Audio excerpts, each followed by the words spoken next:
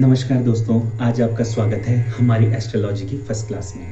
First class में हम आपको बताएंगे कुंडली को किस प्रकार देखा जाता है, कैसे कुंडली को फलित किया जाता है और कैसे भाव को देखा जाता है और उसके फ्यूचर में क्या-क्या होने वाला है, उसके बारे में जानकारी प्राप्त हो सकती है।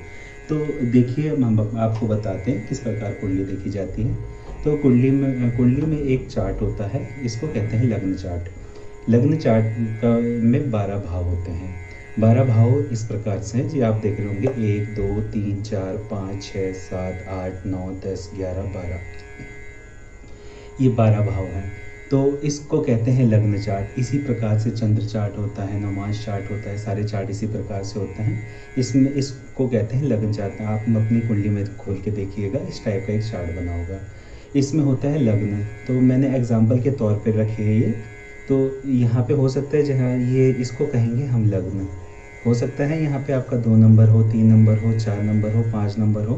मैंने एग्जाम्पल के तौर पे ये एक नंबर लिखा है। हो सकता है यहाँ पे अगर आपका 2 होगा तो यहाँ पे 3 4 5 6 इस तरीके से 12 तक जाएगा।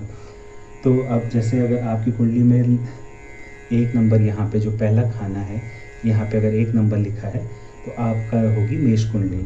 यहीं पे अगर 2 नंबर लिखा है तो ये होगी वृष कुंडली, वृष लगन की कुंडली।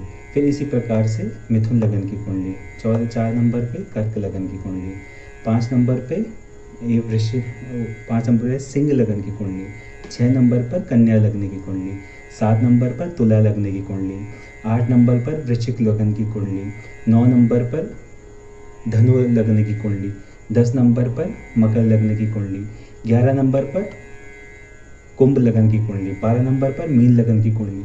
तो इसी प्रकार से अगर यहाँ पे ये सारे नंबर होंगे तो आप उसको कहेंगे ये इस लगन की कुंडली है।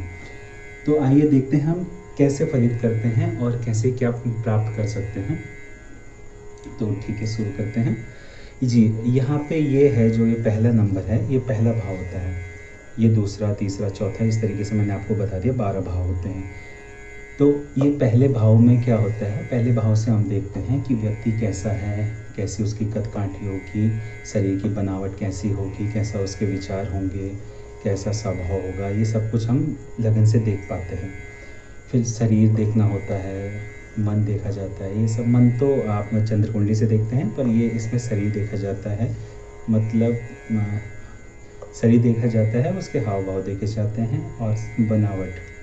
इसी प्रकार से फिर दूसरे भाव में आते हैं। दूसरा भाव होता है आपका धन का, परिवार का, वाणी का।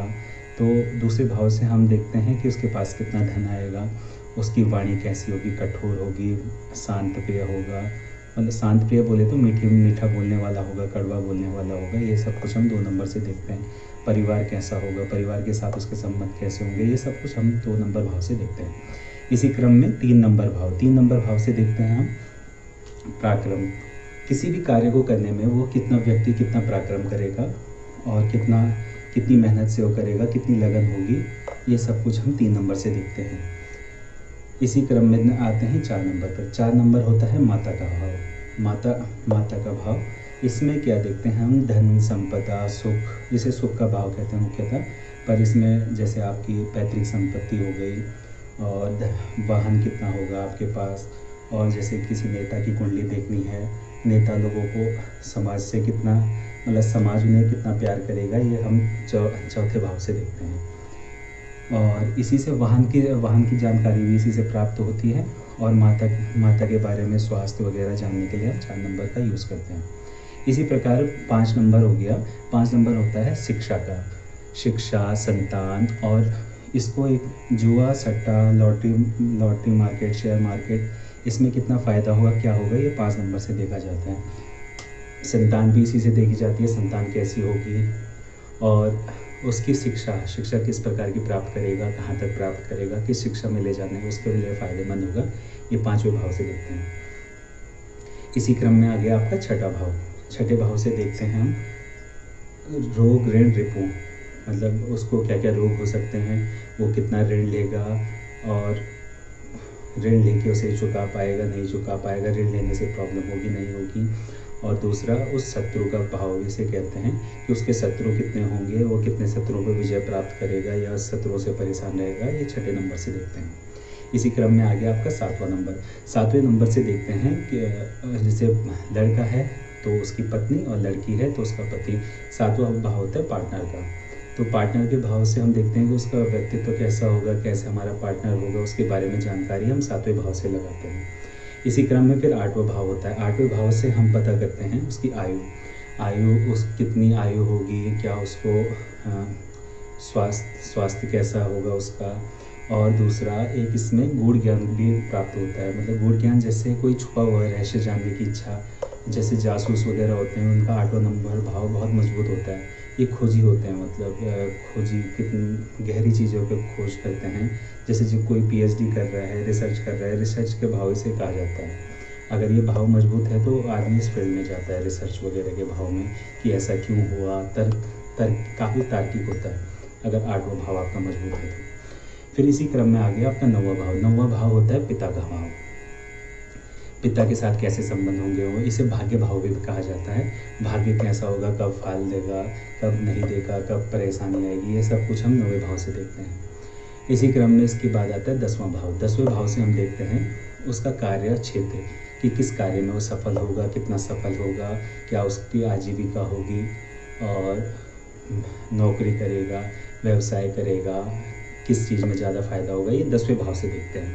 इसी क्रम में आ गया 10वें के बाद आ गया आपका 11वां भाव। 11वें भाव देखते हैं लाभ का, कि उस व्यक्ति अपने जीवन में कितना लाभ कमाएगा, कितना कहाँ से उसको लाभ होगा, कितना धनार्जन करेगा वो, और किन किन क्षेत्रों से लाभ होगा उसे। ये सब कुछ हम 11वें भाव से देखते हैं। इस भाव को भाई का भाव भी कहा जाता है, बड़े भाई बहनों का, कि बड़े भाई बहनों के साथ उसके कैसे संबंध होंगे, बड़े भाई बहनों से कितना लाभ होगा, ये सब कुछ हम 11वें भाव से देखते हैं। इसी क्रम में आपका आ गया 12वां भाव। 12वां भाव होता है व्यय का। आप कितना व्यय करेंगे, कहाँ व्यय होगा आपका पैसा, और शरीर का व्यय भी देखा जाता है कि शरीर में क्या क्या प्रॉब्लम नहीं आएंगी, क्या क्या व्यय हो सकता है शरीर का। व्यय कहने का अर्थ है कि क्या क्या बीमारी होगी, बीमारी से शरीर का नुकसान होता है, तो ये व्यय भाव भी होता है। तो इससे हम क्या क्या देखते हैं, तो यही हो गया आपका व्यय, कि खर्चा कहाँ कहाँ पे होगा, किस क्षेत्र में होगा आपका खर्चा, बीमारी में होगा, अच्छे कामों में होगा, ये सब कुछ हम 12वें भाव से देखते हैं। इसी में अगर आप ये भाव होता है मोक्ष का भाव भी कहा जाता है इसको। इसमें अगर इसमें ये भाव अच्छा हुआ तो आप आध्यात्मिक होंगे, कितने आध्यात्मिक होंगे, ये 12वें भाव से पता करते हैं। इसी क्रम में फिर क्रम गलत कह दिया मैंने। इसी 12वें भाव से अब जैसे आपने देखना है विदेश यात्रा, विदेश यात्रा भी हम 12वें भाव से देखते हैं। और 12वें भाव से ये भी देखा जाता है वो कितना लग्जीरियस लाइफ जिएगा। लग्जीरियस लाइफ मतलब कितना खर्चा करेगा। आप खर्चा करेगा तो जाहिर सी बात है लग्जीरियस लाइफ जिएगा। तो ये 12वें भाव से देखते हैं। 12वें भाव से हम विदेश यात्रा का भी देखते हैं कि विदेश यात्रा करेगा या नहीं करेगा, और फ़ायदा होगा नहीं होगा विदेश यात्रा से। तो ये थे आज की फर्स्ट क्लास में। फर्स्ट क्लास में मैंने आपको समझा दिया कौन सा भाव क्या होगा। काफ़ी तेज़ बोला है मैंने। अगर आपको समझ में ना आए तो आप स्लो करके भी देख सकते हैं, और भी समझ में ना आए तो मुझे कमेंट करके बता दीजिएगा, मैं अगली बार थोड़ा सा और धीरे बोलूँगा। तो आज फर्स्ट क्लास में फ़िलहाल इतना। अगले दिन हम आपको बताएंगे ये 1 नंबर पे कौन क्या होता है, 2 नंबर पे क्या होता है, इसके बारे में विस्तृत जानकारी देंगे। धन्यवाद। अगर आपको पसंद आया हो तो चैनल को सब्सक्राइब ज़रूर कीजिएगा।